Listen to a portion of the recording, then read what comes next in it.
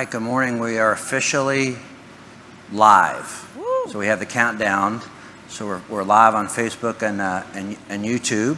So that was what we play right before it starts up at 7:15. So welcome. Welcome. You can clap. Yeah. Sorry, Jeff. Yeah, I think we could, in the spirit of clapping, because I know at least two of us are here, and we appreciate Dan and Kathy's leadership in Chick-fil-A and Arthur Blank Family Foundation. We had a great celebration with the Beloved Benefit, and yeah, give it up. So we really appreciate that, and I really appreciate, because at my community table, you know, I sat with numerous people that I had met through the summits. And so I really appreciate, Dan, the way you really drew from, and your team drew to have the community at it. And I didn't speak to any community member that didn't say they had a great, well, everyone had a great time. Yes. but a lot of people getting to know each other for the first time, and what comes from those relationships is really awesome. So thank you. But for those that are first time here, this event occurs the first and third, the first Friday. So who's first time at this? Like first time? All right. Welcome. First time ever? Like, did you watch it when we were watching on? So like first time, so you saw the video, but first time here. Okay, so welcome. Thank you for being here. And I think you're part of the program, so special thank you. But our program this morning, for the first time folks, we're going to talk a little bit up here this morning, do the show overview. Then we're going to do a devotion. And we always have as part of our program a devotion to kind of ground it. And then when the devotion is finished, I think we'll have more people in by then, but we always, you know, back to the spirit of the Beloved Benefit, to get to know each other, we take a moment for introductions. So we'll do that. And then we're going to move to our program speaker, Village United, who's more famous every day, just in the newspaper. So we're very excited. And I was saying to her earlier, on the Beloved Benefit, they had 8 beneficiaries. Westside Future Fund was one. They announced each of them as they're going through them. When number 1 went, I was like, okay, that's not the Westside Future Fund. Number 2 went, that's not the Westside Future Fund. By number 7, I'm figuring out we're going to be number 8, but I followed Village United. And of course, she's shown on that big screen. She's shown so bright on that screen, I'm like, oh my God, I cannot follow her. But congratulations. So we're pleased about all of that. And we're very pleased to have my co-host. And they're probably thinking, when's he going to stop talking? But now I thought. Oh, you're fine. It's very much needed information. So my name is Ebony Ford. I'd like to add my welcome to you all here watching from home or here in person. We appreciate you. I am a proud Hollis Innovation Academy parent. I have a rising 2nd grader. Yes, thank you so much. I am a very, very proud English Avenue resident, so I live right here in the neighborhood. And I also just started a job at Quest Communities as the Director of Community Building and Engagement. Yes. So thank y'all. Appreciate you. All right. Cool. And Quest has also been a beneficiary of Beloved as well. Sorry. Yeah, we want to take a moment of self-reflection. Like, is it fair to say you met Quest through the Transform Westside Summit? Yes, it is extremely fair to say All right. that. Yes, so Westside Future Fund has literally changed my life. But it's the connection that come through building community. That was the point I really wanted to, Absolutely, yes, Right. yes. This Westside Future Fund coming here, you network, you socialize, you get to eat good food, free Chick-fil-A. I mean, come on, can you beat that? So this is the place to be every 1st and 3rd Friday, as Mr. Ahmann said. So appreciate y'all being here. Hello, good morning. What's good, you beautiful people? My name is Benjamin Earley. I'm so excited to be here with y'all. I'm a 4th generation Westside native, so my blood runs Westside, to say the least. I'm really excited to hear from our special guests, especially Dr. Key and all of her fantastic staff over at our Village Market and our Village United, excuse me. They do amazing work to accelerate Black businesses throughout Atlanta, and they touch businesses in up to, I believe it was 38 states. So they're really doing great work as far as helping to progress the theme of economic mobility for Black entrepreneurs. And our Village United focuses their Elevate program on solopreneurs, which is a very, very important thing, especially in a city like Atlanta, because there are a lot of solopreneurs in our city, and people who are talented, they have skill sets, they have vision, but they might not necessarily have access, might not necessarily have the network that they need in order to grow their business, get it off of the ground, and have it live up to its full potential. So shout out to our Village United and the Elevate program for helping to accelerate those Black businesses. And I'm excited to hear from everybody this morning. That being said, we are on Facebook, Instagram, Twitter, and YouTube. Please be sure to like, subscribe, click, share all that stuff, man. The only way that this valuable information that we have here at the summit reaches people beyond who actually attends physically is if we share this information online. So please follow, like, subscribe to all of our channels, help us get this information out there. And with that being said, we're moving on to devotion, I believe. Mr. John Ahmann, head honcho, president and CEO, top dog, Westside Future Fund, my partner, you know what I'm saying? All of that. Yeah. No, I appreciate it. I kind of forget sometimes, so help me reoriented. Thank you. And also, I was staring at it. I want to remind y'all, if you want to the full bulletin, it's via PDF. So if you want to see the full program, and then we have the bios for all the speakers, but we used to print them out, but we thought more responsible environmental stewardship is to distribute them electronically. So make sure that you do that. So we have Daminga Porter as our devotion speaker this morning. So thank you for doing that this morning. And for those that are first time, just to orientate, so our devotion actually was, along with the Transform Westside Summit, some of Dan's inspiration, and the devotion is to level set and to help draw inspiration for the devotion, the story of Nehemiah from the Old Testament.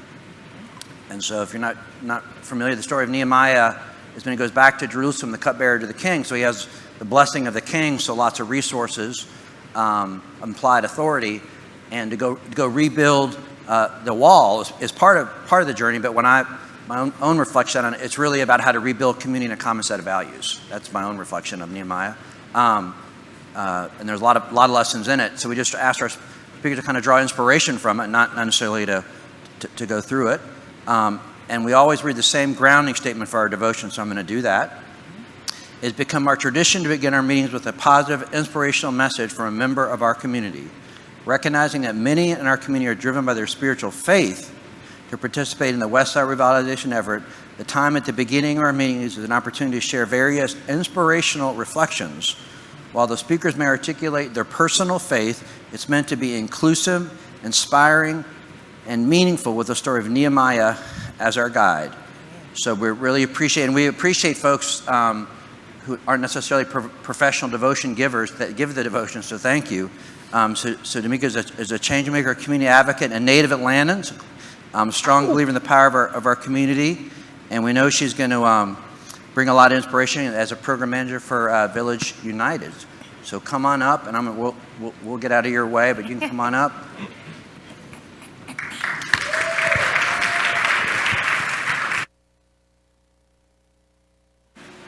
Ooh, feels so different being up here than sitting in the crowd.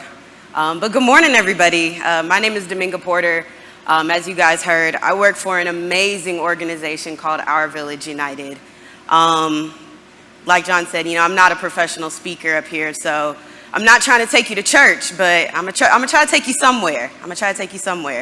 I know my team didn't get a chance to review this devotion, but I hope they're moved by it too. So I'll be honest, when finding out I could provide the devotion this Friday, I was ecstatic but also nervous. We've heard amazing words from Dr. Gloria Dorsey, Reverend Taylor. I'm sitting back like, I don't know, how can I do this? What can I say? How can I contribute to this village? Nehemiah had those same thoughts. For those of you that didn't know, Nehemiah wasn't a king.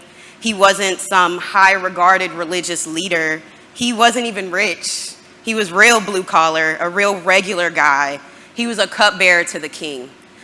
So every time the king was provided with food, provided with beverage, here was Nehemiah testing it to make sure nobody was poisoning the king. And he did this for a while. Through this position, he gained a lot of trust with the king, becoming one of his confidants. The book of Nehemiah records an important time in Jewish history. At this time, the Israelites returned to Jerusalem after their long captivity in Babylon. They returned and their beloved city was in shambles. The protective wall around the city of Jerusalem had been reduced to rubble. And it left the Israelites vulnerable to attacks by their enemies. And they had some enemies, if you've ever read Nehemiah. So Nehemiah, he was a type, he liked to keep his ear to the streets. He liked to know what's going on. So he was speaking with a friend and he said, hey, what's going on in Jerusalem? Nehemiah himself was Jewish. His friend tells him, you know what, things aren't actually going that well. It's been a half century since the return to Jerusalem, and the walls surrounding the city were still broken down. Now, what's interesting is that the temple within the city was rebuilt, their pride and joy, but their walls were still destroyed. Now, just keep that in mind. I'm going to come back to that, I promise. So Nehemiah was really distraught about this news. The Bible says he sat down and wept, fasting and praying before God. Nehemiah knew that these walls needed to be built back up, and his city needed the support to stand up against any opposition. So what does he do? He says, I got to go back home. So Nehemiah spoke with the king, and he said, hey, I have this feeling in my spirit, and I have to go help my people. Can I go? The king, he was being protected by poisoning for years, and he knew that Nehemiah was a loyal person. So with this loyalty known, the king said, yes, you can go. And matter of fact, here's some supplies, here's some troops, here's some horsemen, everything you need to be successful in your mission. Now, I don't know about y'all, but that's a blessing if I ever heard of one. Now, let me paint this picture for you. Nehemiah is pressed to return to Jerusalem because not only do his people need to be protected, but at this time, if you don't have walls surrounding your city, that's shameful. A city with broken walls reveals a defeated people. The Jews who had returned to their homeland, not only were they defenseless to the attacks, but people were embarrassed of their community. These walls were like a foundation for the city. It established borders, it established safety, it established pride. But what happens to a house if you just start building? You put the walls up, you throw a roof on there, and no foundation. Well, you know, the way this Georgia weather is, that rain comes, that house is gone. But in general, anything built without a foundation will crumble. Now Nehemiah, again, a regular guy, a cupbearer to the Persian king, stepped up and said, "No longer will my people in my community crumble. I have to do something. The foundation of my home is in shambles."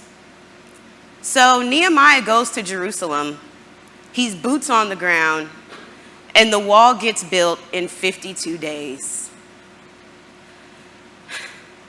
You know, guys, I have a lot of pride for Atlanta. I love Atlanta, all parts. As John says, the bankhead to the buckhead. I've lived on every side. I went to college here, if there's any Georgia State Panthers in the room. Shout out, hey. I work here, I live here, I play here. This is my home, and I have a lot of pride.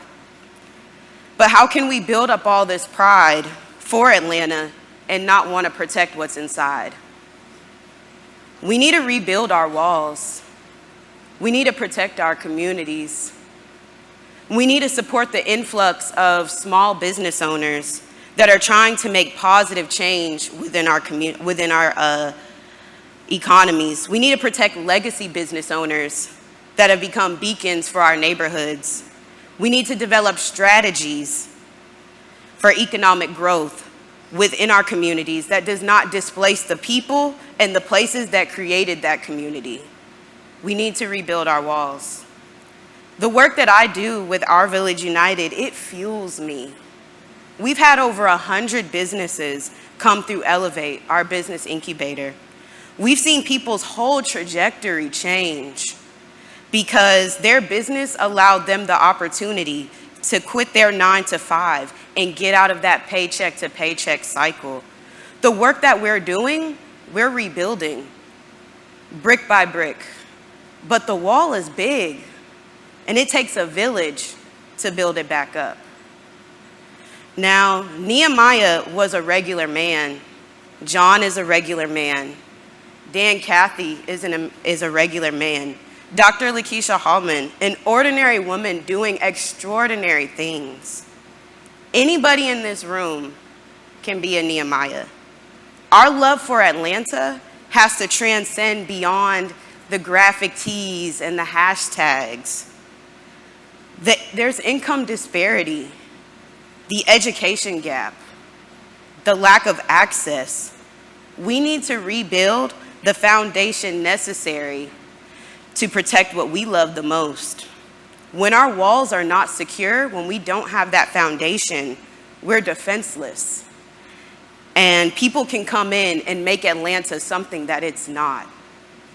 So if you love this city like you say you do, we have to start rebuilding. Thank you. That's all I have for today.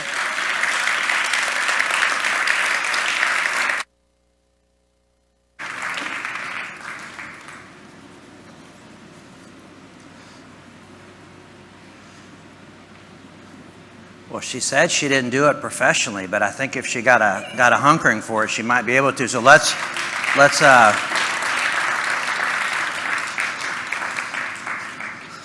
no, that was awesome, and I really appreciate because you draw from your own heart. And so some of the things that I heard that really spoke loyalty. So the way you called out loyalty, because then it's like loyal. I think loyalty is a quality most of us would want to say we have. So loyal to what? And fidelity to what? And so speaking to how Nehemiah was drawn, to build his community and loyal to something that's pretty hard, and especially appreciate kind of connecting that back to, as a native Atlantan too. What are we loyal to as a native Atlantan? I think about that. Clearly you do, and especially, our city has so many resources. How do we help those who have been in the city a long time suffering, and especially with economic empowerment through building and small business. So great. I'd have to go back and watch that one again. It was wonderful. So let's say thank you one more time to her.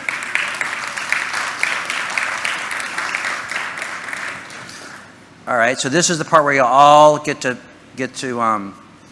be live for a moment, or the focus of our live cameras for a moment, because we're going to do self-introductions. I'm going to take this microphone, and we'll start right here. And then for those that are first-timers, what we'll ask is for you to stand up and say your name, and then whatever affiliation I work for here, I'm from here, and then not to say much of anything else after that. Just stop. Please stop. And the reason for that is just time, not any. And if you have things you want to promote to get out there, please let us know. Facebook feeds, social media feed, bulletin. So we definitely want to transmit the message, just the timing of when that message is transmitted. And especially, I noted earlier, because we take the time, noted earlier that the connection that Ebony made with Leonard Adams from Quest, and now she's helping support Quest. And the reason we do this is for those connections to occur. So as we're doing the introduction, we just really encourage you to listen to someone that, hey, that person might be able to help me advance the loyalty that I have to a vision, or vice versa. That's really why we take the time to do these introductions, is to encourage that connection. And I know this man knows exactly what to do. Hi, good morning. I'm Neil Shorthouse with Partners in Change, and very thankful for the West Side leadership.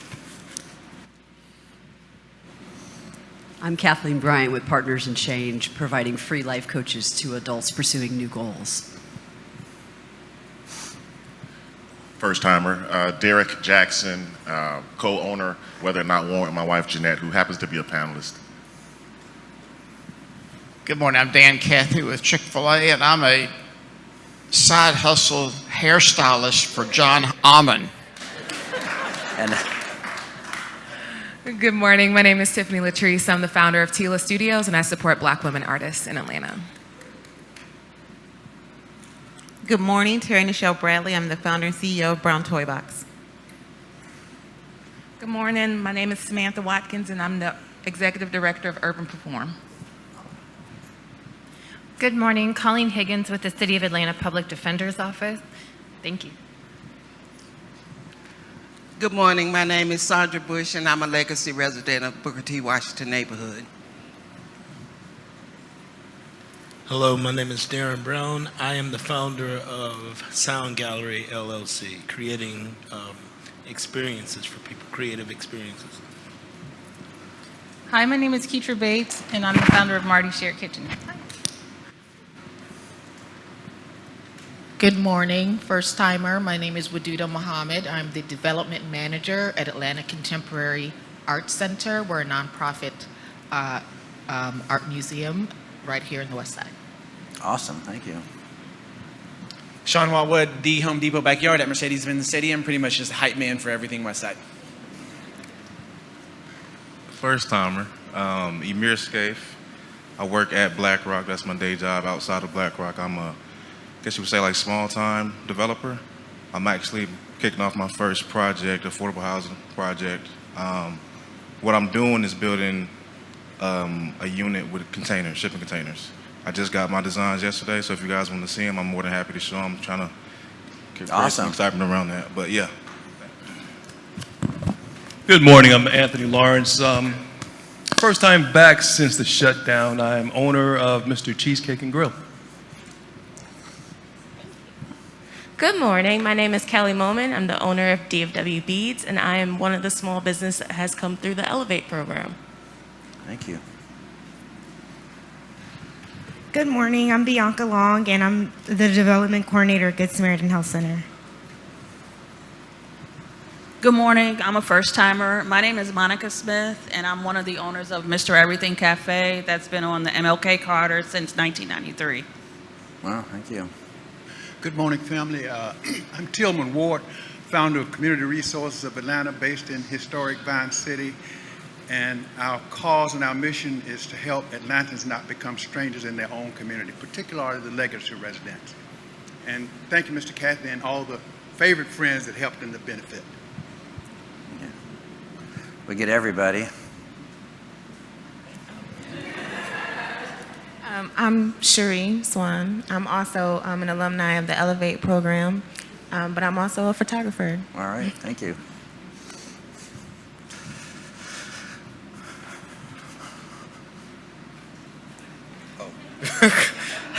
Harrison Curry, Icon Film Works. Thanks. You ready? Hi, I'm Karen Lindor. It's my first time here. Thank you. Michael Tyler, Hot Talk Radio. Good morning, Kelsey Wright with the Westside Future Fund. Hey, good morning, Westside. Charles Ford, Westside Future Fund. Good morning, everyone. Rachel Carey, Westside Future Fund. Good morning, everyone. Tamika Askew, Westside Future Fund. Good morning, Deidre Strickland, Westside Future Fund. Hey, everybody. Crystal Walker, Westside Future Fund. Good morning, everyone. My name is Saxon Phillips. I'm a current intern at the Westside Future Fund. Good morning, Crystal Williams, Westside Future Fund. Good morning, Raquel Hudson, Westside Future Fund. Ebony Ford again. I know y'all done seen me up there already. Just want to say I'm always repping Westside Future Fund. Just want to make that known. All right, all right. Good morning, Natasha Anderson, Westside Future Fund. All right, and if you're wondering, like so you just heard from Westside Future Fund Development Department, Real Estate Department, Finance Department, Volunteer Department. So we got our whole team here, so thanks, y'all.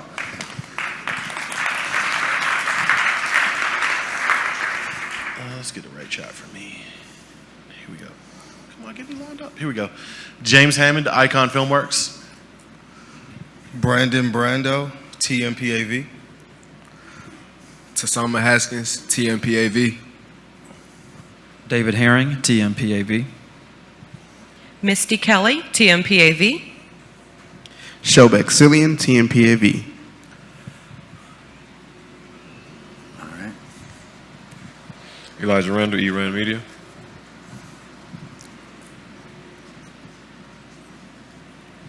Daryl Peak, Icon Filmworks.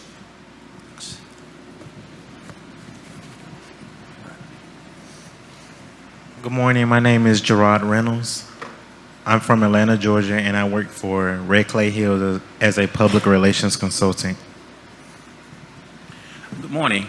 Glad to be here with you all this morning on this Friday. I'm Marvin Bussey with Teens at Work.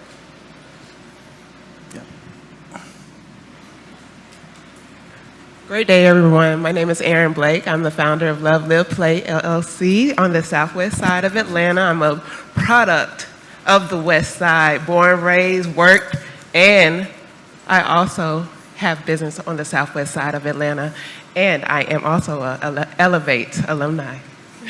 Thank you. Good morning, everybody. My name is Frank Morales. My wife and I are affordable housing providers in northwest and southwest Atlanta. Good morning, Caitlin Behringer, Open Hand Atlanta and Mechanicsville resident. Good morning, I'm Tracy Coleman, Executive Director at Grow Montessori School, located here in the West Side Atlanta. Good morning, I'm Daryl Ashore with Chick-fil-A. Daryl. Good morning, Jerry Kiernan, AP. Good morning, I'm Anne-Marie Bedke with Griffith Observatory Foundation. Good morning, everybody. Nikita Robinson. I'm a mental health advocate and service provider in the Southwest Atlanta area. Psyche Wellness with a K. Thanks. Good morning, guys. I'm a first timer. My name is Tyrone Ples. I'm a professional photographer here in the West End area.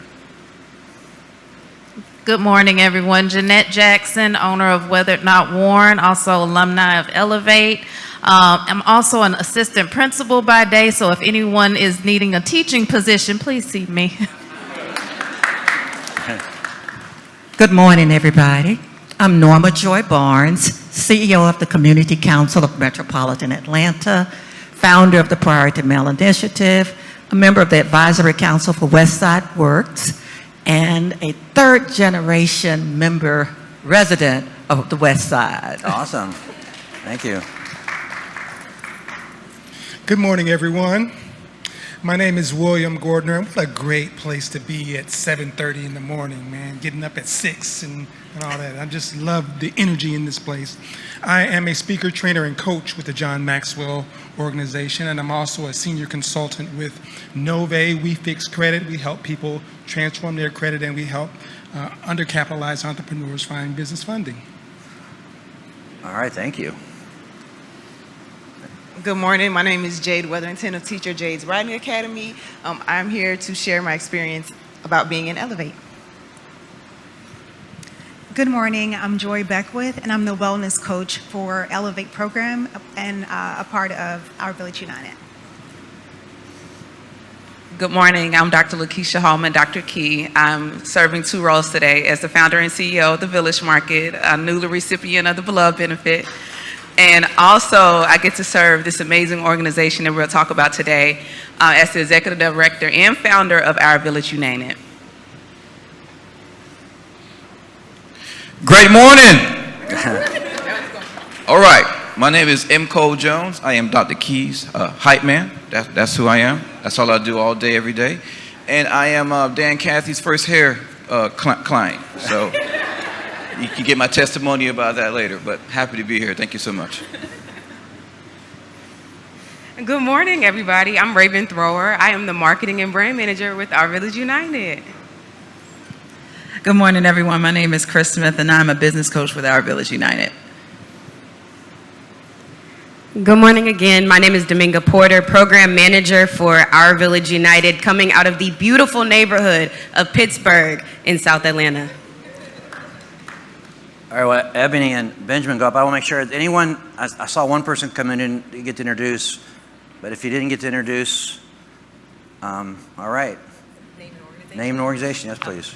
Good morning, everyone. I am Trish Miller. I'm the owner of the largest Black-owned swim school here in Atlanta for both youth and adults. It's called Swim School with an E. Awesome. All right, well, give yourselves a hand. Thank you for taking the time. I think she walked in, too. Do we have another one? I was being pointed. Sorry, and I just called you out. There she walked in. You can't now. Now the spotlight is on. We're all waiting. Good morning. My name is Ree. I'm founder and owner of Divine Art. We're a local wearable wellness brand bringing together style and good vibes. And yeah, I'm excited to be here. All right, well, thank you. And I'm noticing a theme. I really feel a lot of small business owners here today. So raise your hand if you're a small business owner, founder. Yeah, so fantastic. So thank you for being here this morning. Oh, wait, this is a board member of the West Side, so I definitely want to get this. Good morning. I'm a Chick-fil-A fan. Chantel Aber, Westside Future Fund Board. All right. Thank you. And speaking of board members, just doing a quick social check-in. We got Miss Sylvia Russell watching on YouTube. Douglas Dewberry also tuned in. And just wanted to tell everybody that's watching online right now, go ahead and be sure to drop your questions if you have a question for our amazing panelists this morning, so that we can get to them during the Q&A. But just a quick shout out to a couple folks watching right now. Miss Chantel Herbert Clark, thank you for tuning in. Mother Moore, I love you so much. I need to come see you, but we'll see you at St. Mark's. Thank you for tuning in. Gloria Dorsey, Miss Jania Billingsley, excuse me. Myra Walters, thank you. Valerie Williams, Sherry Belil, those are our parent Avengers from the Booker T. Washington Cluster, and you got to get the right. You got to get that part right. It's not Booker T. Washington Cluster, it's the Booker T. Washington Cluster. Yes. So thank y'all for tuning in. We appreciate all the work that you do to help, you know, improve the quality of life for historic West Side students as well as their families. And Absolutely. Ebony, I know we got to move right along here. You take it away, man. I have a few announcements. I want to, first of all, for people who are new to Westside Future Fund, which we do have a few first-time visitors today. So if you guys are not aware of our mission at Westside Future Fund, it is to create a community that Dr. King would be proud to call home. So we're working on that mission, doing the good work in the neighborhoods every day, okay? And we do that with the help of our board of directors. I think we have a slide. There you go. And this is, I just want to let you guys know, this is a volunteer board. So none of these people are paid for the work that they do, the service that they do for the Westside on behalf of Westside Future Fund. So we're very grateful for them. We're also very grateful for our Westside Future Fund team, and I think we have a slide with them as well. Thank you. That team is growing, isn't it? So very, very thankful for the work that they do. And there's a few people that are actually not on this slide that we're thankful for. Mr. Benjamin Earley here, Ms. Janora Crook, Ms. Kelsey Wright, and Mr. Derek Jordan. And a lot of the team from Westside Future Fund is actually here helping with the summit today, as they were introduced earlier. So we're again, very grateful for them. I'm going to go ahead and read this just to make sure that I do get all the information perfectly correct. So Westside Future Fund does offer community tours, and it's every second Saturday of each month. And it's a community tour of the historic Westside, so you can kind of get out there and see the neighborhoods and kind of see the work that Westside Future Fund is doing in the neighborhoods. So please sign up for that. Registration is required. So sign up on our website, westsidefuturefund.org. And also, I think Benjamin mentioned earlier, Party with the Past. So, in partnership with the Atlanta History Center, Westside Future Fund is bringing Party with the Past to the Westside. It's a fun way to connect Atlantans with historic sites around the city. And in June, we actually sponsored an event at the Omanella, and I think I'm saying that correct. Omanella? Omanella. Thank you. Afrocentric History Museum in Asheville. And on July 28th, we are bringing festivities to English Avenue, which again is my neighborhood at St. Mark's Church. So you may have noticed the church, I think it's like on the corner of Cameron Alexander and Brawley. Yes, thank you. So I've seen it from afar, so I'm very excited to kind of see it up close, and hopefully you guys will come out as well. Again, that is July 28th. And I don't know if you have to visit our website to register for that, but just go ahead and try that, okay? westsidefuturefund.org to see if there is a place to register and come out and see us again July 28th. And it'll be live music, food trucks, socializing, and making new friends, which is what we always do here at Westside Future Fund. So again, July 8th. And also, and I'm doing a lot of talking, I'm almost done, okay? We're almost gonna get to the panel. If you did not get your cards to be entered into the raffle, a gift card from Goodwood, North Georgia, or Home Depot, there's Rachel in the back. So make sure you do get your tickets. If you did not, I don't want you to wait till I get to the end and I go to pulling and you say you didn't have a chance. So please go ahead and get your tickets again to get entered into the raffle to get a gift card. All right, I'm done. Again, thank you all for joining us this morning. I'm excited to bring up our featured guest this morning representing Our Village United. And as they're coming up to the stage, we're gonna roll this intro video just to show you a little bit about what the Elevate program is.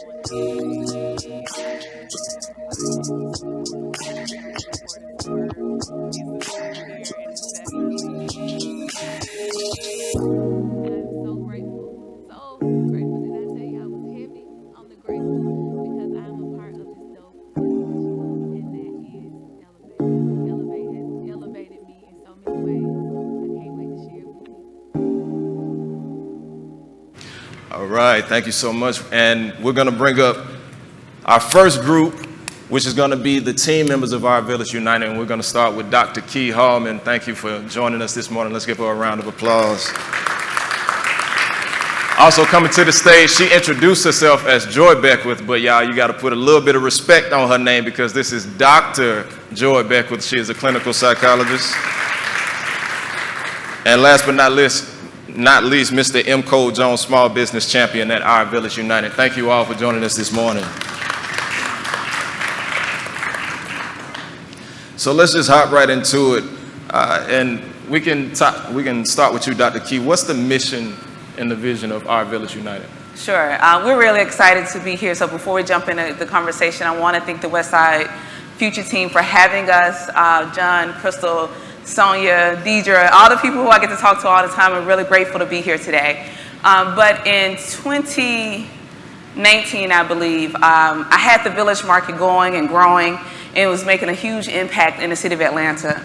But as a former educator, and Jennet would attest to this, that you can put entrepreneurs in front of a large audience, and we grew up to thousands of people being able to come to the Village Market.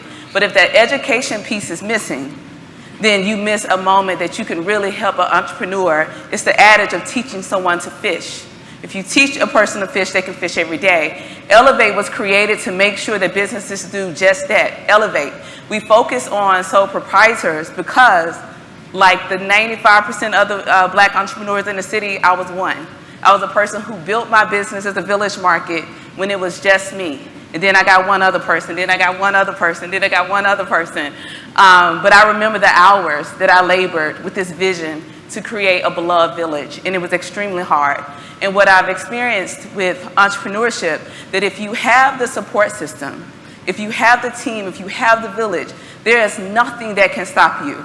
So we got the nonprofit together, Our Village United, work with Dr. Joy and some other brilliant people that's on the team that's not here today to start building out a curriculum that focused heavily on sole proprietors. We wanted to make sure that we took care of all of those foundational needs, those questions that sometimes we're intimidated to ask as entrepreneurs, because when you get people on stage, they seem to know all the things. So the people who are a little afraid to raise their hand that's sitting in the back, Elevate is for those entrepreneurs.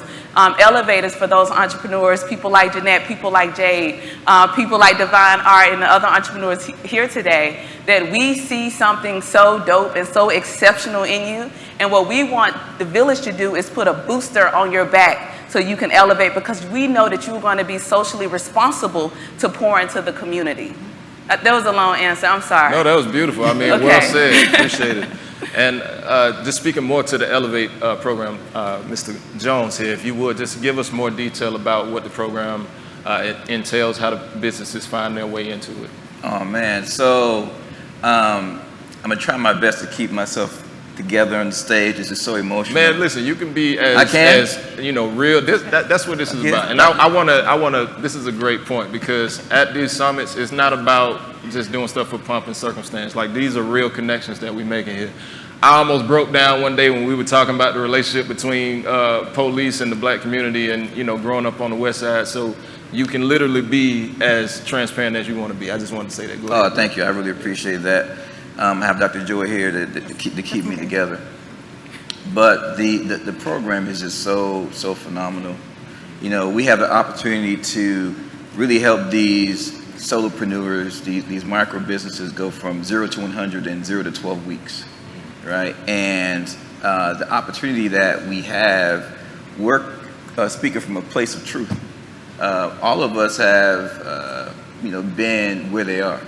And arguably, we're still on our journey as well when it comes to like entrepreneurship, the different facilitators that we have, the technical assistance that we provide, and then our wellness component. I mean, I'm not going to take Dr. Joy's, thunder, but that wellness component is like our secret sauce in regards to being able to make sure that we are taking care of the whole business, the whole solopreneur. And Dr. Joy, why don't we actually get to the wellness component? What have you learned from your work with the wellness focus groups?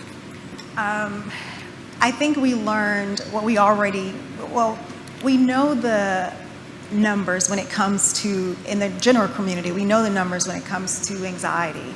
We know the numbers when it comes to depression. And we may know the symptoms or what burnout feels like. And it was confirmed when we got solopreneurs together. Those numbers are higher when it comes to being an entrepreneur. So we saw it on a larger scale. On a smaller scale, we know that we are 6 times more likely as an entrepreneur to have anxiety. We're 3 times more likely to be depressed. We know that, hey, you're tired, you're making all of these decisions, and we know that they don't even know the signs. We often don't know the signs of burnout. And so I think it confirmed what we see in the community. It's like, well, we're coming from the community, building a business for the community.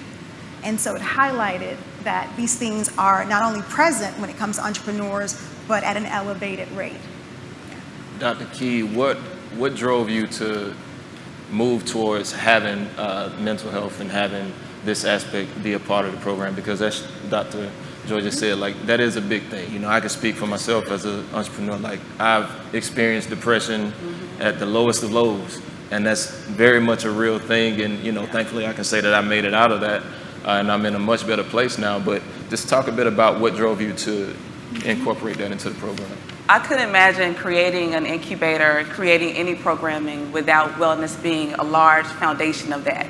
Daminga spoke earlier about the foundation of a company. What I do know to be true, if you're building and you're building with community, there is no way that you can talk about economic mobility and we haven't talked about the mobility of our spirits. We have to care about how the body is doing before we care about how the business is doing. And so if the body is doing well, the business does well. It's a byproduct. And so the beautiful thing about my work, though, Benjamin, I don't do this alone. And so I got to meet with Dr. Joy about the Elevate program before it was a thing and said, how can we make wellness the roots, the foundation, and not that thing that you do at the end, but the thing that you do at the beginning, in the middle, and the end, and we still follow up about that. And so Dr. Joy and I, Ranada, Marta, spent a great deal of time making sure that we talked to entrepreneurs and we assessed ourselves. Yes. We talked about how we felt during a pandemic. We talked about the times when Dr. Joy, who also has her own business as well, when she has a lot of clientele and a lot of responsibility. We talked about that Superman and Superwoman complex. And so before we go and put something in a community, we assess our own values and how we feel, and then we talk to the community. We talk to entrepreneurs, we talk to hundreds of entrepreneurs about how they were feeling internally and how would they feel about having someone like Dr. Joy at the table asking you those vulnerable questions. Even then, we saw in the conversations, it didn't start this way, Dr. Joy. At first, the guys would be a little uptight, didn't want to talk about the feelings. But then by the end of the incubator, the guys were leading the conversations, talking about their feelings. And so what we did about emotions and emotional intelligence is that we humanized it, because we bring the humanity to all the work that we do with Our Village United, with Elevate. I do not want an incubator that solely talks about economic mobility and we're not talking about people and how they feel. And I'm glad you said that, and I'm glad you made the point about the men, because, as a black man, quite frankly, growing up, there isn't a lot of, or there was not a lot of support for our mental health, especially growing up in the urban setting. And so, we just got the old, if you hurt, walk it off talk when we were coming up as boys or whatnot, and so that develops into a whole complex that you have as a man. And when I was coming out of my depression, I realized that a lot of my healing was in the fact that I hadn't addressed certain issues from my childhood, including the fact that I had an absent father, and not realizing how deeply ingrained in myself that trauma was, and how that affected pretty much everything else that I moved. But it's only when you can shine a light on certain things that haven't been at the forefront of your mind that you can actually heal from them. And, you know, it's crazy just how much more life opens up to you after you make that step. So I'm happy that you all are engaging folks like that. Cole, if you would, just talk a bit about the decision to make Elevate focused on solopreneurs versus just businesses in general. Yeah, so I mean, 99% of small businesses are solopreneurs, you know, and as an entrepreneur, you know, myself, it can be really challenging, right? Because, you know, you have this great idea, and to you it's a great idea, and to your mama dumb and your cousins and sisters and brothers, it's a great idea too, right? You know, so now you're moving, and you're like, okay, you're starting to get that first customer, you're starting to get that second customer, right? And you feel like you got some traction, but then it gets challenging because it's like, well, I haven't even set up a LLC for my business, and well, is a LLC the right thing for my business? Do I need to? What's a trademark, right? So there's so many things that you don't think about because you're running your business, right? And you think that you don't have time to stop, you know, because you have to continue to try to find a way to provide, right? So it can be very, very challenging. And even though there may be resources here and resources there, there's fragmentation. So we wanted to really create that village mentality, that village mindset to say, how can we really be intentional about being able to serve this population? So and that's one of the reasons why, you know, we felt that angst in regards to why wellness was important. We created, you know, different buckets from operations to marketing to sales to fundraising, but it's more than just a curriculum, you know. We had to make sure we had dynamic facilitators who actually can speak to those areas, right? Anyone can just kind of go through, you know, slides in a presentation, but to be able to have our facilitators just give a specific examples of their journey in regards to what they have done, not just their successes, but their failures. So solopreneurs need to hear that. They need to know that it's okay to be vulnerable, and it's okay to not know what you don't know. But part of our job, my role as a small business champion, as well as my partner here, Chris, you know, Team M Code, Team Chris. but part of our job is to, yes, it's okay for you to be vulnerable, but also once you know what you now know, there's that accountability element, right? And we really try to help them elevate, you know, collectively as a unit. So that's excellent. Dr. Key, if you could address the wonderful partnership that you have with the Blank Foundation and now Westside Future Fund for Elevate Westside, and if you could just talk a bit about that program. Sure thing. What we're really excited about is that we're expanding the work. We will be in Mississippi in 2 months, and so there will be an Elevate Mississippi. We're working with a group out in California, so there'll be Elevate in a very special city in California. But what we're really excited about is that we've partnered with the Blank Foundation, working on our partnership with the Westside Future Fund for Elevate West. And so we will be focused on serving entrepreneurs, small business owners, restaurateurs, specifically on the West Side, to bring this program to ensure that the businesses have the resources, that they know all the plugs in the city, that they get the capital. Because one thing that my friend Terry, who's in the audience, says, that you can incubate a business to death. You have to make sure that they have the capital. So what we're going to do with Elevate Westside is make sure that these restaurateurs, these legacy businesses, people like Mr. Everything that's been on the West Side for years, get the support that they need to really be able to elevate and to scale that business, to keep hiring and employing and boosting the community that's been there for years on the West Side. So we're really excited to get going, but none of the work is made possible without partnerships.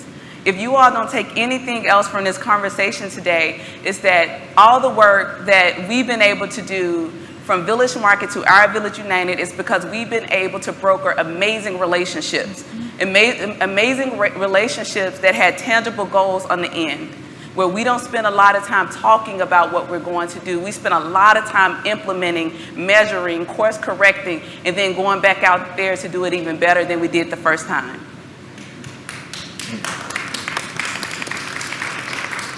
And she said a word right there. I'm telling you. And Dr. Key and M. Cole, if you could talk about what specific services will Elevate Westside incorporate, and you know how, and also when you get to that, how soon are businesses prepared to enter into the program? So, and we can come back to that, but what specific services are you? So I think with this question, M. Cole can talk about the mentoring that we do, the small business coaching that he and Chris does, which is amazing. I think Dr. Joy should also talk about the wellness focus, what we'll be bringing to the West Side. Awesome. So within our program, you know, we have, so Saturday kind of serves as like our program day, where we'll give you the great food, give you the great information, give you the knowledge that you need, right? But there's a thing called learning while doing, right? So Wednesday, you know, is our day where we say, okay, everything that you learned on Saturday, we need to apply that now. Earlier I mentioned how, you know, entrepreneurs are constantly running. You know, we help you stop because you have to apply and incorporate. I mean, that's how you learn to execute. That's how you iterate and improve, you know, from like making those small mistakes, right? And then we have office hours as well. You know, so of course we have an online, we have a communication channel in regards to how we try to communicate, you know, positive words of affirmation and create that really community feel like immediately in the beginning, you know, because at some point they will become alumni and they have to understand that when you elevate from a village, you don't leave the village, you know, you take it with you, right? So everything that we give them, it becomes their responsibility to reinvest what they have learned, to reinvest, you know, that food that they have received through their product and services. You know, so that's a huge part of what we do, and I enjoy doing the work that I do, you know, with my partner Chris, as far as being those small business champions. Yeah, for the wellness portion, we know that healthy people build healthy businesses, but I think often what happens, we are so busy building that we forget like the builder. We get up every day and we just go, and so the wellness component challenges the entrepreneurs to reimagine how you build your business, because we build from the inside out. And so we go back to the foundation and we assess, how well are you? So one of the things that I love to do on Fridays, I call it the well, because I think of it as a place where you come rest, you come restore, you come replenish. And so I asked the entrepreneurs on the first day, I said, tell me about yourself. And I set them up because I'm good at doing that.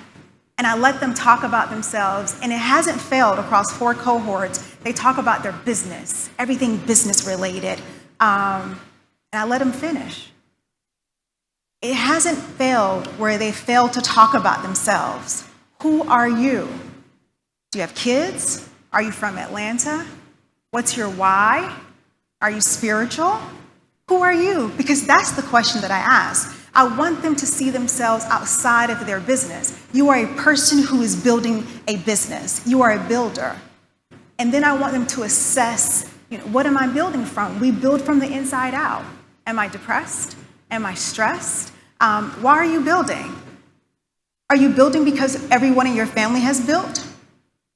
Why are you still holding on to your 9 to 5? Are you not ready to leave yet? Or is there fear, right? One of the things that we know is that being an entrepreneur is a different type of journey, right? And we hear often about the loneliness that comes along with it. So this is a space, we created a space where you don't have to feel alone, or we can bounce off of each other. So I'm excited because what we're gonna offer is a place of community, a place where, hey, you've either been through that, oh, you're going through that too? Oh, that's great, because I thought I was by myself, right? And we do assessments. They're all voluntary, so you don't have to do them. But we don't just talk about, you could be anxious, or entrepreneurs are depressed, or burnout. It's like, I want you to know your numbers, right? How anxious are you if you're anxious? Oh, burnout? Is there one type of burnout or are there multiple types? What's driving your burnout? Is it more I'm not connected to my business? Is it because I'm not resting? We talk about terms such as busy bragging and the impacts of social media on yourself and how you feel. We talk about the spillover effect. Because sometimes once you build a business, it becomes, I cannot fail. I have missed so many school plays. I have stayed up until 2 a.m. People are watching me. This thing has to succeed. And we talk about the weight of walking around carrying that. And sometimes how we make decisions from that place and how heavy that can be. We keep it real. We're honest. We're vulnerable because that's where you heal. So it's a special place, special time. Yeah. Thank you, Dr. Joy. And Cole, to your point, which goes back to what Daminga said in her devotion statement, and the point that you're also making, Dr. Joy, is people focused. We could talk about equity, we can have all of these slogans, right? But if at the end of the day, the work that's being done isn't taking into account the human beings that should be at the center of the focus, then all of the rest of the talk is for naught, right? So I appreciate that you all are focusing in on what it means to not just be an entrepreneur, but to be a whole person as well. And that's a beautiful thing. And Cole, could you talk a bit more about the coaching program, the mentorship program? Because you also made another point about being able to tell people when to stop, because I can attest to this. My personal journey, I've had those moments where I'm teetering on the fence of, am I still learning? Am I preparing, or am I procrastinating now? Because sometimes, preparation can sort of melt into procrastination if all you're doing is learning and never applying. So talk a bit more about that mentorship. Oh man, so the coaching aspect is we love it. Chris and I, as much as we're like brothers and sisters, we create a friendly, competitive environment. In the video, you heard about community over competition, right? So immediately, we jump into coaching, and as a coach, it's a delicate balance of providing, empathy and support and accountability. So when the businesses, some of them is like, we start with the foundation, and the way that the program is laid out, you can't go from, week 1 to week 7, right? You have to go in order of how the program is structured. So when we have some of our coaching sessions, we make sure that the businesses stay exactly where we are during that week. Sometimes they're like, well, I need marketing support.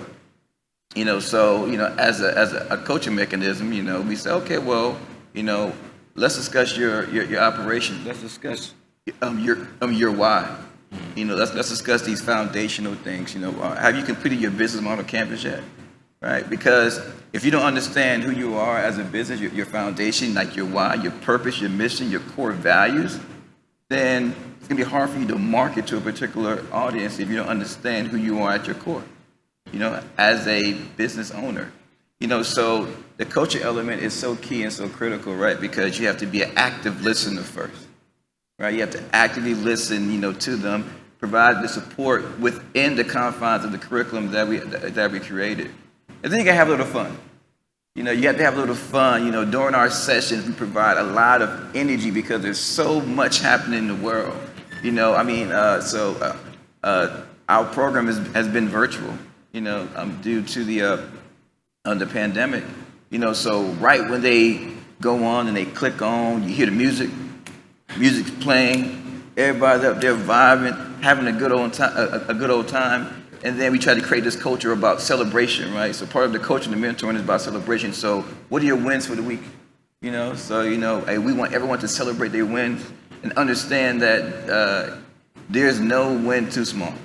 There's no win too big.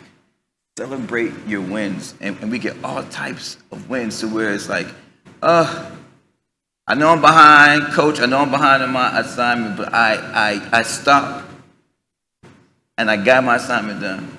I finally got that assessment in on time, and we celebrate that. Like, yes, that's a win. That's a win. Or I went back to my business model canvas, and I got a request, for my service, and I was able to clearly communicate, how I can address my particular customer segment.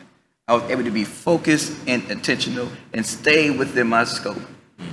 Part of the challenge is that when you are a business, sometimes the focus kind of gets scattered, right? Because you're trying to eat. I'm gonna add this service. I'm gonna add this additional item of apparel. So we really try to help. The coaching and the mentoring really kind of help them focus on what they can actually execute. Within the resources that they currently have. And I want to open it up for questions if anybody in the audience has a question, and anybody watching online, you can just type it into the comment section.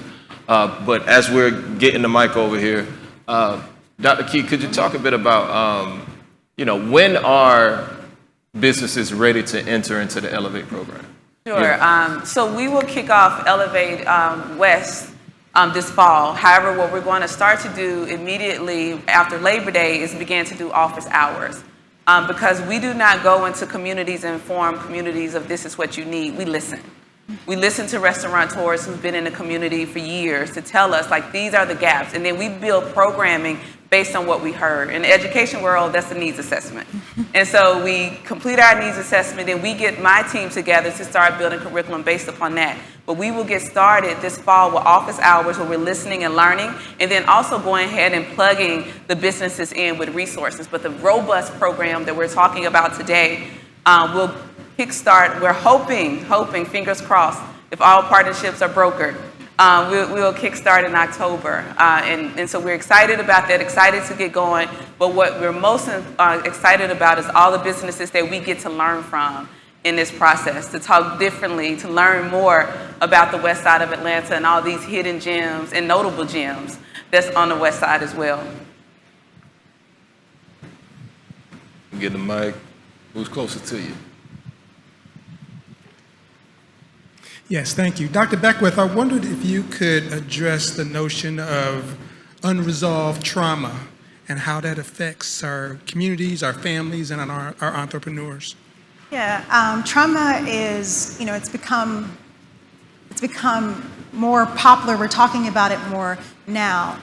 When it comes to entrepreneurs and in some of our small sessions, I teach from the place of little t and big T. We may not label certain things as trauma or traumatic, but our behaviors will reveal that this is coming from somewhere. So it can be something as small/big as our relationship with money. And so sometimes what I help entrepreneurs do in the wellness session, we talk about, why are you afraid of looking at your numbers? Why are you afraid of charging what you're supposed to charge, what your business is worth, what your service is worth? And it's like, oh, I've just been this way, or I'm just happy to be a part of the community. All of that can be true, but we kind of get to the roots of it. And we go back a little bit to talk about, are we building from a place of lack or scarcity mentality, and why that might be? Because I grew up in a situation, or I grew up with a family where we didn't have a whole lot. Or where I didn't feel that my voice mattered.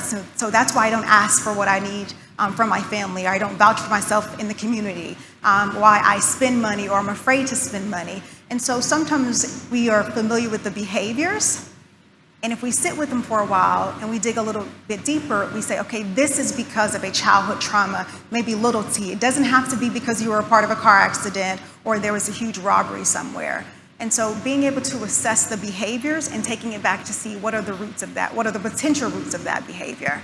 And so, which is part of the reason why the wellness program is so important, or the wellness part of the program is so important. We think, oh, I'm just not good with money. Well, mom wasn't good with money. Who taught you to be good with money?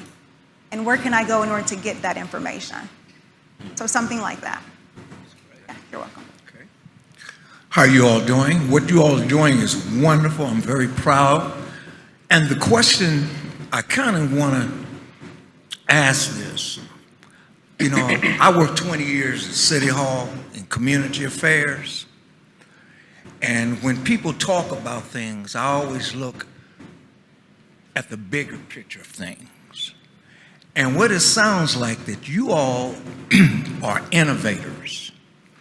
And what needs to be done in the West Side, credit union or a bank. And what I see right here on this stage are individuals who can become the new innovators of wealth building, and that is banks and credit unions. And I do have the information of individuals who can build banks and credit unions because I work with a lot of different recording artists. So the point that I'm saying is that entrepreneurship is as good as the bank and where you put your money. And I'm saying you all ought to really look into the possibility of being the innovators of building banks within the community.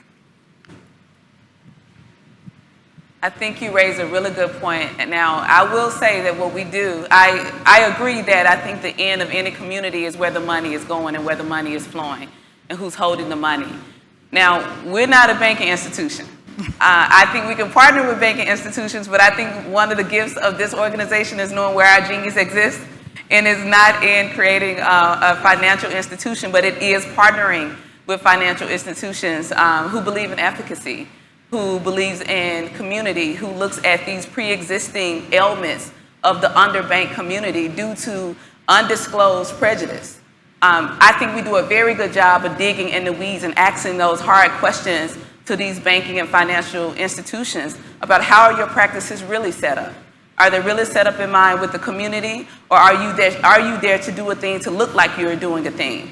But you raise a great point, but I will say we're not a financial institution, but we do believe in partnering with people and with institutions that's their gift. Unless my team knows something different. Yeah, that's not necessarily where our genius exists, but I understand where your mindset is. And I appreciate that. We got one more question right here. Okay. I want to hear you talk about the balance between the all-consuming need to make something work. In my limited experience, one has to be irrationally committed to getting something done and stop at nothing.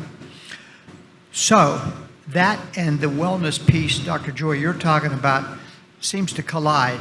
And how does one mesh those two? Because there is no business without up at 2 o'clock in the morning. There is no business without going the extra 10 miles. And I'm sure John can speak to that in terms of making Westside work, or the Westside Superfund work. It's not for the faint of heart, is it? And yet, how do we balance? That is an exceptional question that I think we all can answer. Entrepreneurship requires a level of grit.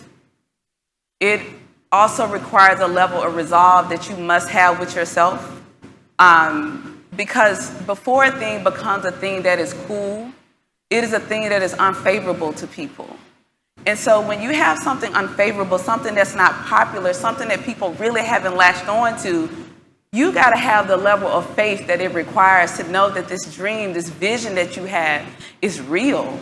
And it almost comes to a place of insanity, that the way that you have to be louder than that voice that tells you that it is not your time, to know that you will meet your time if you have the work ethic that is required. And the key word is work ethic. But I think what complements any work ethic is knowing when to step back and zoom out and when to rest. Nothing greater has come to me when the moments that I had clarity. Clarity helped me to not make knee-jerk reactions. Clarity makes sure that I had the discernment to not partner with institutions that historically have not supported Black businesses, regardless of how much money they tried to offer me. I think you need grit, but you also need rest. And I believe what we're working on is making sure these things appear seamlessly. Right. But there is no way an entrepreneur in the audience that say that they want to build, and I'm very fortunate, it is not a boast here, but I built 7-figure companies all in the same year. It did not happen. It did not happen because I had little faith. It did not happen because I took several days off to vacation and Instagram it. It did not happen because I thought I was the smartest person in the room. It did not happen because I was afraid to partner with other people. It did not happen because I sit every single day as a student and as a leader, and I love being in both seats. You have to be able to know when it's your time to stand and when it's your time to sit. And for entrepreneurs and for people who are waiting for their time, you have to have big faith, unwavering belief in who you are, but also a sincere honesty about the things that you do not possess. And it takes a person to know that this is not where my genius is. And I must get a team of rock stars to complement my genius in order to birth this gift that I have that keeps me up at night. That's a whole word right there. That's a whole word. Anybody want to add anything else to that? I was just going to highlight what she said. I don't think that it has to be something that is separate. I think that we build from the inside out, and we build effectively from a place of rest. I think there are going to be moments where you are staying up late at night. There are going to be moments where you're a little bit more fatigued than not. But we want to be able to recognize when I'm going down, recognize when I'm anxious, recognize when I need to rest, or recognize that this is just for this moment because I have a big launch tomorrow. If every single night you are staying up to 3 a.m. in the morning, every single night, it's like I want you to know what the effects of that are.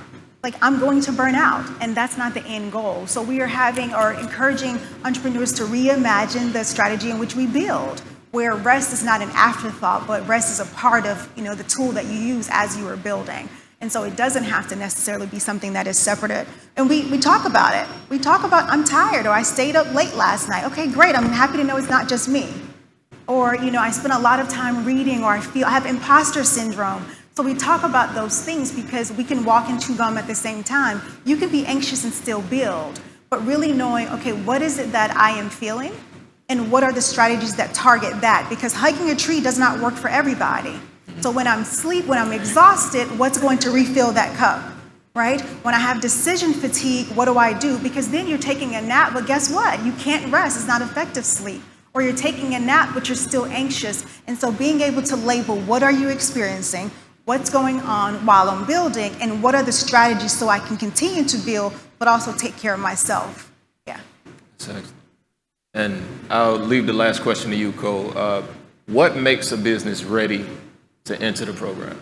Because, there are different phases to a startup, right? You got the ideation phase where you still, putting the idea together or whatnot. But then you have this sort of hazy phase between that and actually having a product ready to go, not necessarily scale up just yet, but ready to go. So at what phase is a business ready to enter into the Elevate program? I'm going to answer this question differently. Okay. That depends on the business. That really depends on the business. But I'm going to tell you what we're doing that is unique in itself. So when you think about the program and our work, what success is a verb,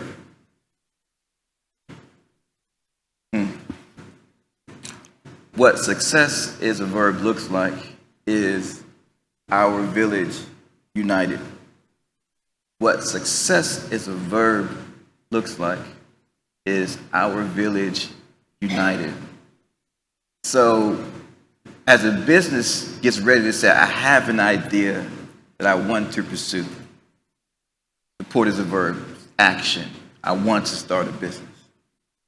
So there's me, what I bring to the table, my superpowers, my gifts. But how do you manage that? How do you juggle that? How do you create balance? It's a village being united. Action again. Help you on your way. We all need that support, right? But it has to be quality. It has to be intentional. It has to come from a place of love. And that's the vision. That's the vision that our leader has shared with us. And we all are playing our part. We all have a unique role. And it's that entrepreneur that has a unique role to pursue his or her dream, to become great, to fail and to learn, but again, to feed and to give back into that village, into that community. And I think we got it right. Yeah, I think we're getting it right. But can I add, because I want to make sure the businesses understand that it is a program that once you sign up to be a part of it, there's accountability that you show up, that you complete your assignments, that you meet with your small business coach. And accountability is a big thing that every entrepreneur needs to understand. There's nothing in life that's given to you. So there's an olive branch that's going to be extended, but what reaps from that olive branch is the work that you put out. And so we remove businesses from the program if they've missed too many classes. We remove businesses from the program if they're not completing their assignments. Now, we don't push businesses out and say the door is closed. We extend the invitation when you're ready to revisit us. But the thing about the village, that when you graduate and when you mature, when your business grows from a single-figure company to a six-figure company, there's a responsibility that you pour back into the village. Yes. And so when you become an alumni, just like if you do at your institution where you went to school, if you went to school, that there's alumni dues. For us, dues are not financial, it's dues that are resources. So when you broker your deal with Target, when you come back to the village, you tell the village how you brokered that deal with Target. When you open your first brick and mortar location, you talk about what you went through with real estate developers. You talk about your lease. You talk and you train about your lease, because that is the requirement when you sign the dot that you're going to be a part of this village. There is a dual responsibility. We're going to make sure that we give you everything that we have. But when you began to ascend, when you began to elevate, it's just like an eagle. You have to make sure that you're always zooming down and being prepared to get someone else to get to that same level that you're at. That is the only way that we will ever create a beloved community. And I hope that people understand here that building a business for yourself is failure, that the community should reap from your overflow. Thank you so much for that. That was beautiful. And I want you all to help me thank our special guest. We're going to bring up, that was a perfect segue to bring up some of our success stories right now. And I want to welcome to the stage Miss Jennet and Miss Jade. They are both entrepreneurs, solopreneurs who have gone through the Elevate program, and they have a wonderful story to tell, I would suppose. And we want to welcome them to the stage. Thank you guys for joining. All right, Miss Jade, Teacher Jade, thank you so much. And weathered but not worn. Love it. Weathered not worn. Weathered not worn. Yes. And let's start with you, Ms. Jennet. What gave you the idea for Weathered Not Worn? What was the vision behind that? Oh, well, hi again. My name is Jennet Jackson. I'm owner of Weathered Not Worn. I build the brand with my husband, Derek. We started the company in 2017. Weathered Not Worn is a lifestyle brand that inspires people to embrace your story and express your style through unique, customized denim and camo apparel. So we started the business in 2017, actually in the midst of our own personal storm.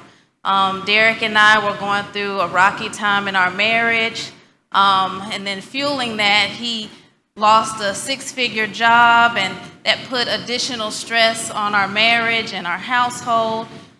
We were forced to move into his mom's basement, and there, with no windows, felt like no air, was birthed Weathered Not Worn.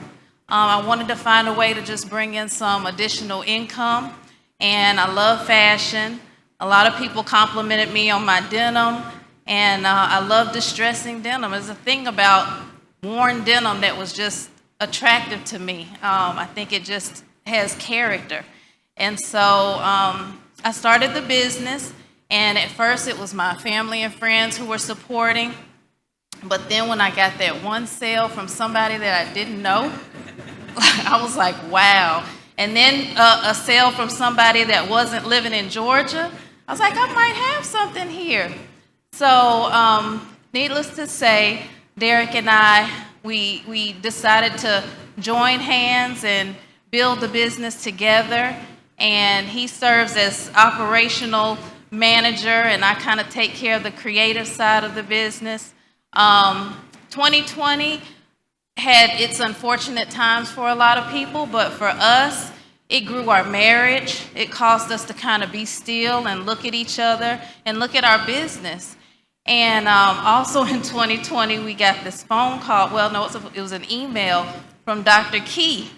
And she was like, you know, I'm doing this retail space at Ponce City Market. I think you should apply.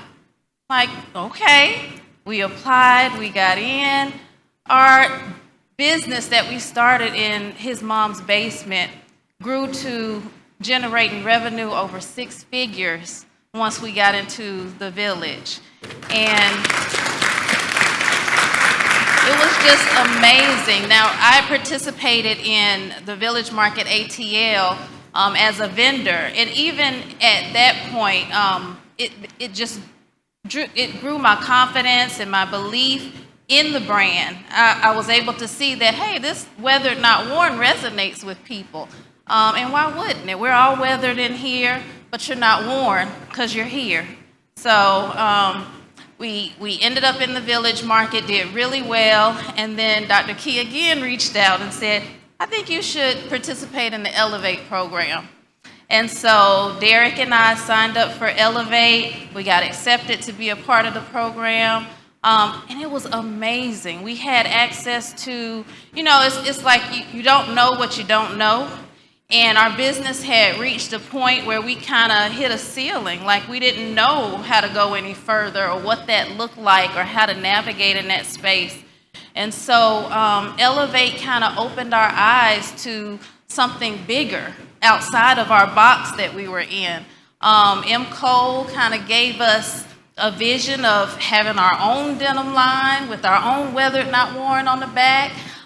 When we met with Chris, she offered ideas to help us manage our business better. Thinking about duties and responsibilities and sharing the work. And it was just an amazing experience. The speakers, the people we had access to, the resources, these were things we would have never, I don't believe, come across had we not been a part of Elevate. And it's just been uphill from then. We're still connected to people from our cohort, and it's just been amazing. It's been an amazing journey. Excellent. And Ms. Jade Weatherington, you started Teacher Jade's Writing Academy. Tell us about the vision behind that and how Elevate has helped you. Okay, so I'm really good at making short stories long, so I'm trying not to do that. But I was a solopreneur. I was teaching online. I've been teaching online for 15 years, but it was always a side hustle. So classroom teachers, we don't make a lot of money, but I have a child, I have bills. I had to have something on the side. So teaching online and tutoring online was the side hustle until it became the business. And it took me a while to have that mindset shift where I was making more money than I had ever made in my entire life teaching online. So that's when I quit all my jobs. So I was working like 6 jobs, right? I quit all my jobs and I fully focused on creating this academy. So it started off with homeschool families. So I homeschooled my daughter and I created Ashante's Academy, and I only had homeschool families. And then I found out about a platform. I started offering my classes on this platform and it kind of took off, but it was still just me. And I'm like, okay, well, how can I generate this income but also generate more income without having to work more? And so when I signed up for Elevate, it was actually an Instagram post. I was scrolling through and I saw this post, like, oh, let me apply. And I applied that evening, but it was after the cutoff time. So I got an email that said, unfortunately, you didn't make it, but we'll think about it. It said something along those lines. So I was like, oh my goodness. I'm like, at 6 o'clock, when I could have sat down and did it, and I decided to wait till 10 o'clock. And then maybe a week later, I got the email saying that I was in. And I was sitting on the couch with my daughter, and we were doing, I can't remember what we were studying at that moment, but I checked my emails because she was doing something, so I checked my email and I started crying. I'm like, oh my goodness, I'm in, because I was looking for something, and I found it without even knowing what I needed. And the hard part was not knowing what I needed. Yeah. So I'm there, and I'm like, I'm trying to scale, but I don't know what the next steps are. And I was raised in survivor mode. So all I know is go get it, go get it, go get it. But I didn't know how to stop and ask people for help. I didn't know how to do that. So being in Elevate and having that community has helped me tremendously. And I'll say one thing, when I started, I was trying to move away from my service, which was teaching online, and move into products, because I felt like that was what was going to help me become more successful. Because I found programs for people in retail and beauty, but I couldn't find anything for education that was for profit. So it was really difficult. So I remember my first office hours, I told M. Cole that I was gonna do products. He was like, why? And I was like, because that's what people do. They make products. And so He's like, no, that's not what you're gonna focus on. I listened that time.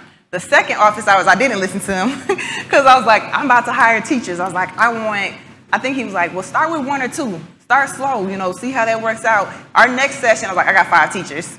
So it has absolutely helped me elevate my business and knowing what I needed, because again, I didn't know what I needed. And I remember some of the other sessions, they would say things like, I'm like, I don't know what that is. So after the session, I was the person who's in the back who wouldn't raise their hand. I'm taking notes. I'm like, ROI, I don't know what that means, so I'm gonna go look that up. And I'm still learning, like it's still so much that I was able to get from the program. And I try to give it back a little bit. So every time I meet someone, I'm like, yo, you need a mentor, you need a business coach, you need this if you're gonna be successful. If you're used to trying to do everything by yourself and you're not getting anywhere, then you have to take those next steps. What would you all say is the biggest success for each of you all, each of your businesses since you entered the Elevate? So like if you can pinpoint a specific moment, a specific achievement where you really thought, wow, this is it, like I've done it, what would that moment be after you entered Elevate? Well, I don't know if I've reached that moment yet. I think it's coming, like I can feel it. But along the way, just with the creation of our own denim line, we did create our own denim line, and I believe that was, it's sparked through the Elevate program. Also, just getting systems in place, I think is the biggest thing, the biggest thing right now that I would say has been successful since we've been in the Elevate program. Bookkeeping, things that we were just doing haphazardly, just getting systems in place. Teacher Jade. I would have to say it's the partnerships. Because again, it was I was tunnel vision. It was me doing everything. So being able to not just connect with the people that were in Elevate, but then also reaching out to other organizations so that my academy, which is virtual, could partner with districts, could partner with different organizations, which wasn't something that I would have thought about doing. So I remember we were discussing partnerships and collabing with people, and I was just like, that's the thing? Okay, I need to do that. So it's helped me make those connections that I don't want to say I was fearful to do, I just didn't know how to. I didn't know those steps, so I think that's probably like my biggest accomplishment, stepping outside of my own self. Do we have any questions from our audience for our 2 success stories here? Dr. Hallmon. Mentioned she has a new location, so I have a question. Where's your new location? So recently we celebrated 5 years in our business, and we decided to take the showroom that was in our home. We were having porch sales to Pittsburgh Yard, and it has been so amazing. If you've not visited Pittsburgh Yard, the community is amazing. The people are amazing. Ty, right there, the photographer, he's my next door neighbor. But it's just, it's a beautiful space, and it's such a community. Like it feels like community there, and we're just so honored to be a part of the Pittsburgh community now. We live 2 minutes away. We can literally walk to Pittsburgh Yard. So it's been an amazing experience. Yeah, I highly recommend if you haven't visited Pittsburgh Yard, please go down there. I was able to walk through when they were still building it out, when they were first going through that building out phase, and it's amazing. It does incredible work. Got another question right here, Mr. Dan Cathy. Mine is mainly just a word of affirmation for the work that the village is doing. I just remind you that Chick-fil-A, a business that my dad started some 76 years ago, really is a community of entrepreneurs. We today operate about 3,000 restaurants that are led by about 2,000 entrepreneurs that over the course of time have come into this system. And we are able to teach them systems and processes that will help them be more successful in their business. We regularly gather them in different levels of, on an annual basis. We do regional planning meetings together, but basically give them the support system they need, both in terms of business processes, but also emotional support that they need as well, so that they can be balanced in all areas of life. It's not just about goal setting, but it's also about role setting. It is about affirming the roles of healthy families, parenting skills in the midst of tremendous pressure that people feel because of investors and others that are helping support, capitalize the business as well. So it is an incredibly demanding thing to be an entrepreneur, to start up businesses, to be a founder generation. But it's also critically important that we're backfilling the successors that we're going to take our life's work and continue it on. As John Maxwell says, success is about succession. And so there's so many different components here so that we can rapidly learn and assure that our, together, we can be successful in this venture. I love what we're doing as it relates to economic mobility as we're focusing on through our recent beloved benefit. And the work that you're doing is doing exactly that. It's all about upward mobility, economic opportunity for all. By shepherding everyone together and giving them that encouragement, we've been able to achieve a 98% retention rate among our restaurant operators. And it's because we're stronger and better together than we are independently. So I salute the work that you're doing. You've done a terrific job. And I think that's a perfect segue as we wrap up here. I also got a chance to tour Chick-fil-A's amazing campus. I appreciate the invite, Dan. But I think the common theme between Chick-fil-A and what you guys are doing with our Village United and Village Market is really investing in people, really investing in the human beings. There's a lot to say for companies that have started from great ideas and they've, built themselves out to be, X-figure businesses, but there's something else to say about businesses that have a specific culture that is unique to them, a culture that is respectful of the individuals that, add to its success. And I see that transition, I see that translating here with your success stories, Teacher Jade and Ms. Jennet. And I'm really, really inspired by the work that you're doing because you have other entrepreneurs here who have showed up to support you. And I just wanted to say thank you again for coming out. Thank you all for joining us this morning, Ms. Jackson, Ms. Weatherington. And of course, thank everybody who tuned in online. Thank you all for joining us in person. And with that being said, I know we have to get going, but I just wanted to extend a congratulations to each of you on your success. And we know that this is just the beginning. We know that you are going to continue to elevate and become that eagle that's soaring and zooming down to help somebody else. So thank you. Appreciate you. All right. I want to bring back up our co-host as our special guest exit the stage. And one more round of applause for everybody. Thank you.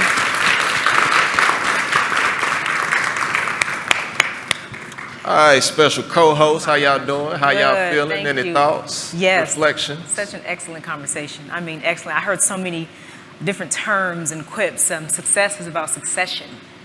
I don't know which one of our panelists said, you don't want to just scale, you want to scale well.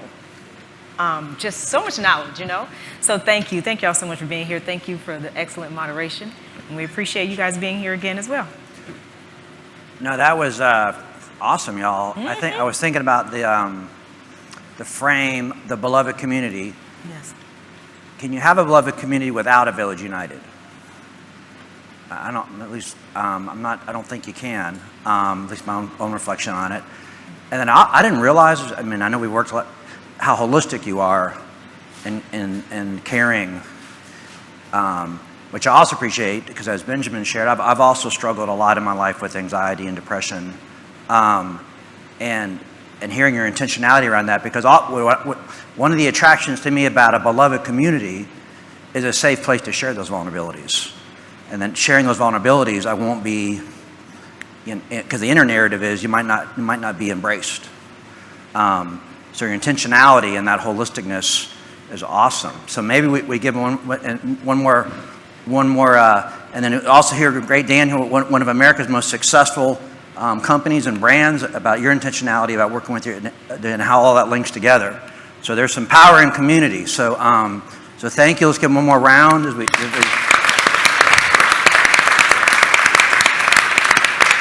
has got to be, if I can say, one of the most stylish, panelists. Yeah. Like group of panelists that we've ever had. I'm like, oh my gosh, every The single whole one of panel y'all. clean this morning. Listen. Yes. Sorry, I always got to say something, off script. Sorry, John. And if it is time, if you guys are done with your thoughts, I can go We gotta ahead give and away some pull- gift cards. Yeah, we're Yes, gonna give ma'am. away some gift cards. I think I'm gonna be. Yeah. What's going on? Yes. No problem.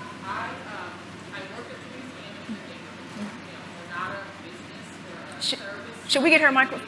So sorry, I don't mean to interrupt you. They're going to get you a microphone, okay? Thank you. Hi, Waduda Muhammad. I work at the Atlanta Contemporary Art Center. I came here with the goal of learning about the businesses that are in the community and how we as a brick and mortar nonprofit can learn about who is here. So my question is, I guess, Westside Fund, do you have like a map or database of all the businesses that are here so that we can do outreach to them and get them to come to our facility? So the question is, I think, does the Westside Future Fund have a database of some of the businesses we heard about this morning that are working on the West Side? Is that? Yes. I mean, I'm not going to claim that it's everything, but we will be happy making sure we can follow up with you and share the database that we do have, and it's a great point. As we continue to build out that database. So thank you for that question. We'll follow up with you. We'll follow up with you. Absolutely. Thank you. I think someone's bringing up the bowls for me to pull from. There you go. All right, y'all. Get And while our lovely assistant, Miss Rachel, is bringing those up, I want to make sure that everybody, Westside Future Fund. everybody tuned in and everybody here, make sure you follow our two success stories here, Teacher Jade's Writing Academy, as well as Weathered Not Worn. These are two amazing businesses, again, that have benefited from the tremendous work that the Elevate program is doing. So make sure you follow them on all channels. Absolutely. Okay, so as you guys, some of you may or may not know, Home Depot Foundation has invested literally millions and millions of dollars, okay, towards revitalization of the West Side. And again, they're giving something away today, too. They're giving a gift card. So everybody pull out your red tickets first. And the winning number for the Home Depot Foundation gift card is 3990539. 399. Ah, congratulations. Congratulations. Thank you. That's so cute. Now, we want to get a picture with you, okay? So don't leave with a gift card. Make sure you come back up here at the end, okay? All right, congrats. Thank you. Congratulations. All right, All right. And now we're going to give away the Goodwill of North Georgia card. So I don't know how many of you know that Goodwill just opened up a new location a few months ago. I don't know the exact address, but it is on Metropolitan Parkway, okay? It's awesome. I've already went in there and found me some good deals. So please go check it out, okay? And they're giving something away today as well. Winning gift card number for Goodwill of North Georgia card is 130160. 130160. Who's that? Woo! Congratulations. Come on up or come on down. There you go. Excuse me. All right. Congratulations. Make sure you come back so we can get a picture with you, okay? All right, congrats to our lucky winners. Congrats. John, any final thoughts before we wrap up? Wow. Put him on the spot. Well, one, I was just, appreciate the intentionality of building community. So some of the folks I'm looking at in the audience have been coming to the summits for a long time, and I just want to, just say thank you to that, and just kind of reminded about the intentionality about, by coming together in a common vision, where that can lead. So thank you all for being here this morning, because if you weren't here, wouldn't be near as much fun. So thank you. All right. Yeah. With that being said, we will be back August 5th. We'll be happy to share this space with you once again. Again, thank you to everybody who tuned in on social. We're on Facebook, Instagram, Twitter, YouTube. Again, like, share, subscribe, help us get all of this information out that happens here at the summits. These summits are a wonderful opportunity to network, wonderful opportunity to actually invest in building a truly equitable, beloved community here on the West Side. And so thank you for everybody that is taking part in that progress. Yeah, man, y'all stay safe. Yeah, no, and I think, that in the beginning, and if you go to our website, you can register at that Party with the Past, free registration, free food, free refreshments, right. St. Mark's, which is at the epicenter of really the focus of lifting up the English Avenue Community Cameron in Alexander and James B. Brawley. So you don't have to set your alarm clock as early to come to that event. So we'd love to see everyone there too. July 28th, yes. Please come out and see us. All right, thank you all. We'll see y'all August 5th. Appreciate Yeah. it.